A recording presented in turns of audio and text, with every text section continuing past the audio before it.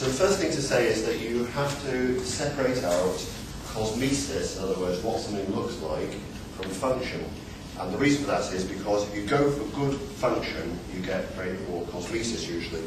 So this is traditional mechanical prosthetic limb.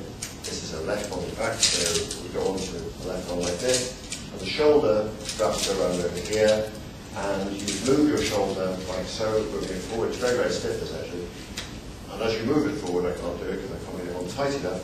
I managed it earlier on. These two bars separate out like this. And you'll see people who are fantastically skilled at using these. We have one four-limb amputee who drives his car using two mechanical arms like this. He returned to work as a surveyor, and he's perfectly happy to talk about it, happy for me to talk about it. He's just a most remarkable man. It happened to him very young, in his late 20s, early 30s. So he walked with two artificial legs and uses two artificial arms, going back to full-time work. So these guys are very, very functional, extremely functional, but they tend not to look particularly nice. You can have a hand put onto it, and the hand is actually fit onto the wire in the same way, and all the hand does is that simple movement. At the opposite extreme, you can go for good cosmesis, and only about a quarter of all upper limb amputees choose to use a functioning arm, which tells you something about how hard they are to use for some people, and how good you can get to be with just one hand. This is at the opposite extreme. You can see this is an extremely lifelike hand, and if you hide it behind clothing, as you can see there, it's very hard to distinguish it from a real hand, as you can see. This is made of silicone, and these cost around £4,000 each to make. And the NHS in Oxfordshire has stopped funding these recently, but until fairly recently we were able to provide these for people who want a prosthetic hand. But this doesn't have a physical function. This would have an infill which would be solid, would attach on. So this is at the opposite extreme to the device I've just shown you. This is a completely cosmetic device, and they are beautifully made. And this, I don't know if you can see the hairs glistening, but if you look at it later on, you'll see that it's got tiny little hairs on it. It's coloured obviously to match the patient's hands, and you can see how you could easily get illusions with this. All kinds of experiences you can imagine you might get, and I think again Tamar might refer to this in her talk. These are stunningly lifelike. There are a small number of people who actually can't tolerate having something which is so like them, but not them. So some people find it a bit spooky to have something which is their hand.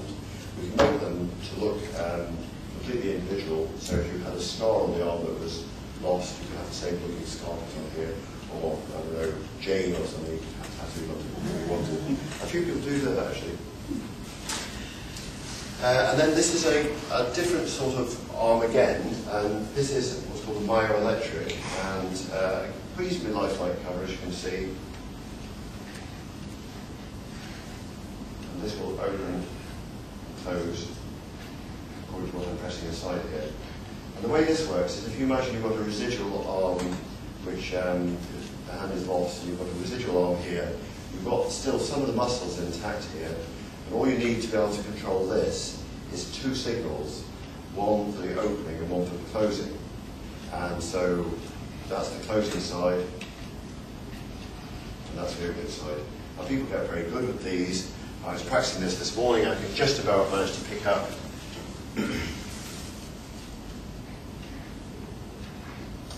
good this morning. Okay, so I can pick up the block,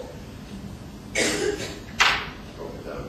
And our therapists practice people playing dominoes with these so that you can get to be good with this. People do get very good. We have one patient who had lost both arms in an accident, and he has two of these, and obviously become very independent. This is a child's one, and the battery is actually held not inside the arm on this one. This one, which has a very, very lifelike action of the thumb, which swings around. If you think about the many different actions, the many different grips you can create with your hand, obviously these are very restricted to one particular movement, but it is a very useful functional movement. And these do look reasonably lifelike, don't they? These cost about £7,000 each.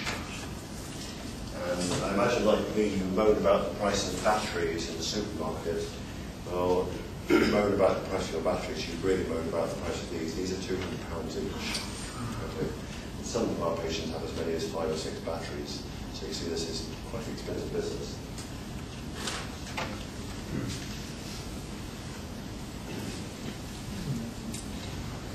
I'm just going to talk for a few minutes about what phantom pain is, and it's often experienced as burning, as a sharp pain shooting or crushing. People have all kinds of individual descriptions of it. It's often restricted to a very specific part of the missing leg. So people have a complete missing bit, and then they'll say, I've got this most dreadful itch at the base of my big toe, or my thumb just below the nail is hurting like that. So we don't know why that happens to those particular bits. We don't know much about phantom pain at all. I think, again, Tamar was going to come back to this. All kinds of theories about this, about what is actually happening. We don't really know, not properly, what is happening inside the arm, what's happening inside the brain. We don't know where the relative activities are distributed. Pain is described as being this definition of unpleasant sensory and emotional experience associated with actual potential tissue damage. There are a couple of key words there. I think emotional is very important indeed. We know that people who are tired or depressed often get much worse phantom phenomena, but not exclusively. People are perfectly healthy and happy and busy with their lives can also get terrible phantom phenomena. There's an interesting distinction between pain and an unpleasant sensation. I have one patient, I did a sort of survey of some of the patients a year or so ago, a new patient, and he told me that he had the phantom sensation of an ice cube melting just above his knee. I don't suppose in his whole life he'd ever actually put an ice cube on his knee to see what it felt like. You wouldn't do that, would you? But that was his extraordinarily eloquent description. People come up with bizarre, interesting descriptions of what's happening is kind of their toes being crushed, somebody grinding their heel into their foot. Very unpleasant feelings. Even an itch, I think, could be very unpleasant, and so it becomes a pain. An itch is really difficult. You can't scratch where it's itching. Why does phantom pain happen? We don't know. Why is it so variable? I have no idea. We simply don't know why some people get it, some people don't get it. All kinds of theories about the surgical technique, all sorts of other stuff, but I don't think anybody's ever really produced any very convincing evidence. And my best example of that is one patient, a young man, who lost both legs below the knee in an accident. And in one leg, in precisely the same accident, actually, electrical shock, which burnt both his legs and lost them both. In one leg, he has absolutely terrible phantom pain. In the other leg, nothing at all. How do you explain that? I have no explanation for that. Exactly the same must be happening as a brain thing. Exactly the same must be happening the rest of his legs. But it clearly isn't.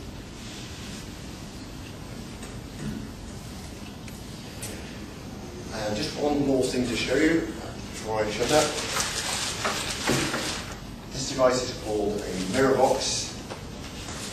And one of the treatments for phantom pain that's become very popular in the last few years is to use this mirror box, which, as you can see, has sent to you through the post, about 20 quid. And the idea is that you put your partial hand or missing hand, the arm into here, and you move the other hand like this. And of course, because it's mirrored, you see the hand, so my right hand here is intact, you can see a left hand inside there, and in no time at all, you start to experience that as being in some way your left hand, because it's in the same position. It feels like my left hand though when I look at that, because one hand is moving, one hand isn't moving. If you want to have a play with this afterwards, do. It is a weird sensation.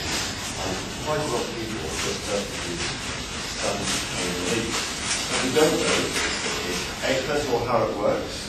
We don't know really the top idea of how it works. We don't know how many times a day you need to do this. We don't know how long the effect lasts for if you stop doing it. It's been very, very inadequately researched, actually, because whoever invented these, and this chap called Ramachandran in America, a very famous neurologist, I think, came up with the idea. But as soon as these came into use, you could just buy them on the internet, so nobody's ever done the research. Well, they say that nobody's ever done a proper piece of research about jumping out of a plane with a parachute. Personally, I jump out of a plane with a parachute, and I think if it works, give it a go, is what I say to my patients. But I haven't the faintest idea of really how it works. It seems to be partly to do with visualizing and imaging.